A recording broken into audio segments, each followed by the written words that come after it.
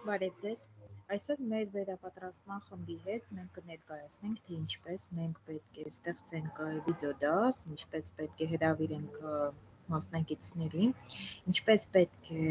ցուցադրենք էկրանը եւ ինչպես պետք է ուղարկենք նոր նյութեր։ Սկսենք նրանից, որ մենք թե ինչպես ենք կիսվում մեր էկրանով։ Այստեղ կա sharing բաժինը, երբ որ դուք սեղմեք sharing-ի վրա, այնտեղ բացվում է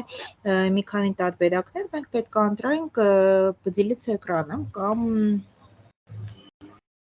sharing hands Մյուս քայլը, ինչ ենք մենք անում ձայնագրություն իրականացնելու համար։ Երբ որ մենք ցանկանում ենք, որ մեր տրանսլյացիան ձայնագրվի, մեր հանդիպումը ձայնագրվի, հա, Teams հարթակում մենք պետք է սեղմենք այս 3 կետերի վրա, այստեղ կբացվի record and transcribe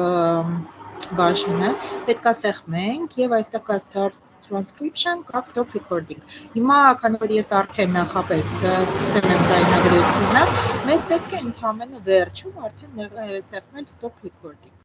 Ինչպես ենք մենք ստեղծում chat եւ ինչպես ենք ուղարկում ինֆորմացիա։ Մտնում ենք chat, այստեղ կա ուրեմն այսպեսի կնոպկա, թե օրինակ upload files։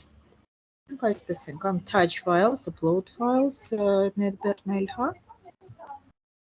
Եվ այստեղ կարող ենք որոշակի անվանում գրել, օրինակ նյութեր ուսումնասիրելու համար։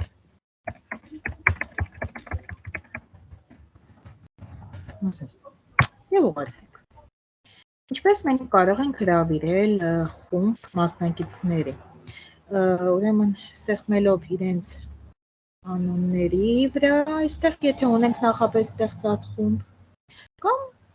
հավաքելով նրանց էլեկտրոնային հասցեները։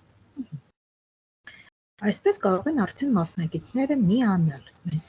Եվ նույն կերպով արդեն եթե ցանկանում ենք անջատել տրանսլյացիան, մենք սեղմում ենք այս stop recording։